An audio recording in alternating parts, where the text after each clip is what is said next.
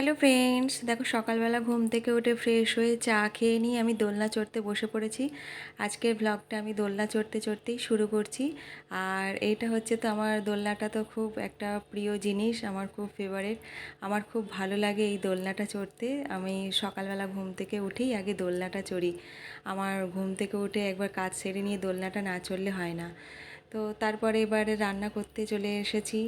আজকের অনেক কিছুই রান্না করব। আজকে রান্না করব হচ্ছে ইলিশ মাছের মাথা দিয়ে কচু শাক করব, মাছের ডিমের বড়া করব। তো তার জন্য দেখো কচু শাকটা যে রান্না বসিয়ে দিয়েছি, আমি কচু শাকটা আমি প্রথমে কড়াইতে জল দিয়ে সেদ্ধ করতে বসিয়ে দিয়েছিলাম।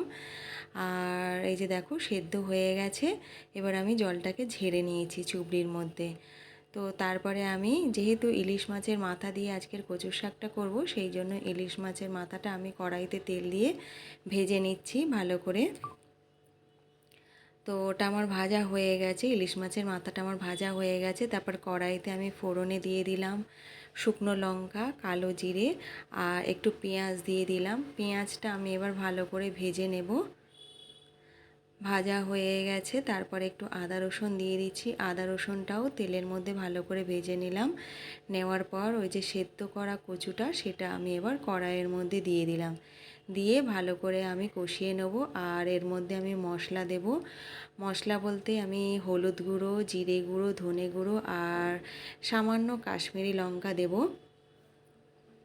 তো মশলাটা দিয়ে আমি ভালো করে আবার ফের একটু কষে নিলাম। নেওয়ার পরে যে ইলিশ মাছের মাথাটা ভেজে রেখে দিয়েছিলাম, সেই ইলিশ মাছের মাথাটাও দিয়ে দিলাম। দিয়ে এবার এটাকে একসাথে ভালো করে কষিয়ে নিতে হবে, একদম পুরো শুকনো করতে হবে, জল থাকলে হবে না। তো দেখো পুরো শুকনো আমার হয়ে গেছে, রান্নাটা আমার হয়ে গেছে। তো দেখো কত সুন্দর দেখতে হয়েছে কচু শাকটা। আর একটা রেসিপি করব, সেটা হচ্ছে মাছের ডিমের বড়া করব। তো তার জন্য দেখো মাছের ডিমের মধ্যে আমি প্রথমে একটু নুন হলুদ দিয়ে দিয়েছিলাম, দিয়ে তারপরে কুচি কুচি করে রাখা পেঁয়াজ আর কাঁচা লঙ্কা দিয়ে দিয়েছি। আর একটু আদা রসুন বেটে রেখেছিলাম, সেটাও দিয়ে দিলাম।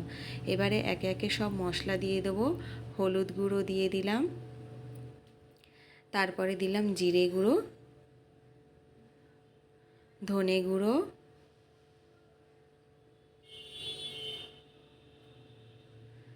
তো মশলাটা আমি দিয়েছি। মশলাটা দেওয়ার পর এটাকে এবার আবার একটু সামান্য নুন দিয়ে দিলাম। তো এটা এবার আমি ভালো করে মাছের ডিমের সাথে ভালো করে একসাথে ফেটিয়ে নেব।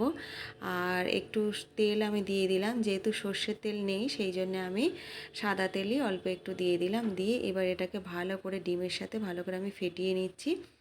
তো ফেটিয়ে নেওয়ার পর আমি এর মধ্যে না একটা ডিম দেব, মুরগির ডিমটা দেবে, দিয়ে করবে, দেখবে ভালো লাগে, এটা বেশ খেতে খুব সুন্দর লাগে। তো তার জন্য আমি একটা মুরগির ডিম দিয়ে দিলাম, দিয়ে ভালো করে আমি ফেটিয়ে নিয়েছি। নেওয়ার পর এটাকে আমি এবার কিছুক্ষণ রেখে দেবো। কিছুক্ষণ রেখে দেওয়ার পর তারপরে এটাকে আমি বড়ার মতো করে ভেজে নেব, মাছের ডিমের বড়া। তো ওইদিকে আমি রেখে দিয়েছি। তারপরে এই যে কড়াইতে তেল গরম করে মাছের ডিমটাকে বড়ার আকারে আমি দিয়ে দিলাম, চামচে করে আমি দিয়ে দিচ্ছি। তো দেখো বড়া আমার অল্প ভাজা হয়ে গেছে, আর কিছুটা যেটা ছিল সেটাকে আমি কড়াইয়ের মধ্যে দিয়ে দিয়েছি ভাজতে। দেখো আমি ভেজে নিচ্ছি, এটাকে হালকা আছে ভালো করে ভেজে নিতে হবে। তো দেখো বড়া আমার ভাজা হয়ে গেছে। আর একটা রেসিপি আমি করেছি, সেটা হচ্ছে ইলিশ মাছ ছিল, সেটাকেই আমি আলু বেগুন দিয়ে করছি। ইলিশ মাছ ছিল, আর আরও ছোট ছোট একরকম মাছ ছিল, যেটা নামটা আমি জানি না। আমি বাপের বাড়ি গিয়েছিলাম, সেখান থেকে আমি এনেছি। তো সেই মাছটাই আমি আলু দিয়ে বেগুন দিয়ে একটু ঝোল করব, খুব বেশি ঝোল করব না, অল্পই ঝোল করব। তো তার জন্য দেখো কড়াইতে আলু বেগুন দিয়ে মশলা সব রকম দিয়ে দিয়েছি, দিয়ে ভালো করে কষে নিচ্ছি। মশলা বলতে ওই একই মশলা আমি ইউজ করি, হলুদ, জিরে গুঁড়ো, ধনে গুঁড়ো আর কাশ্মীরি লঙ্কা, আর সামান্য একটু গুঁড়ো লঙ্কাটাও দিই, যদি কাঁচা লঙ্কা না থাকে তো গুঁড়ো লঙ্কা দিই। তো কষে নিয়ে তারপরে জল দিয়ে দিয়েছি, দিয়ে ঢাকনা দিয়ে আমি আবার আস্তে করে দিয়ে দিয়েছি। দেওয়ার পর এই যে দেখো আলু আমার সেদ্ধ হয়ে যাওয়ার পর মাছটা আমি সব দিয়ে দিয়েছি, দেওয়ার পর ঢাকনা দিয়ে রেখে দিয়েছিলাম। দেখো মাছ আমার রেডি হয়ে গেছে। তো রান্না বান্না তো অনেক কিছুই করেছি। তোমাদেরকে তো দেখালাম। তো শুধু আমি কিন্তু কচু শাক দিয়েই ভাতটা খেয়েছি, আর কচু শাক খেতে আমার ভালো লাগে। আর কচু শাকটা আমি কোথা থেকে এনেছি জানো তো? কচু শাকটা আমি এনেছি বাপের বাড়ি থেকে। ওখানে আমার ঠাকুমা কেটে দিয়েছে কচু শাকটা, সেইটাই নিয়ে এসে আমি রান্না করেছি। আমাদের এখানে না কচু শাক ভালো পাওয়া যায় না। আর সত্যি কথা বলতে কি, আমি কিনি না, কারণ আমার ভয় লাগে। এখানে না যেরকম পারে কচু শাক দিয়ে যায়। একবার আমি কিনেছিলাম আর সেই কচু শাকটা রান্না করেছিলাম, তো তো গলা চুলকাচ্ছিল। তো তারপর থেকে আমি আর কচু শাক আমি আমার এখান থেকে কিনি না।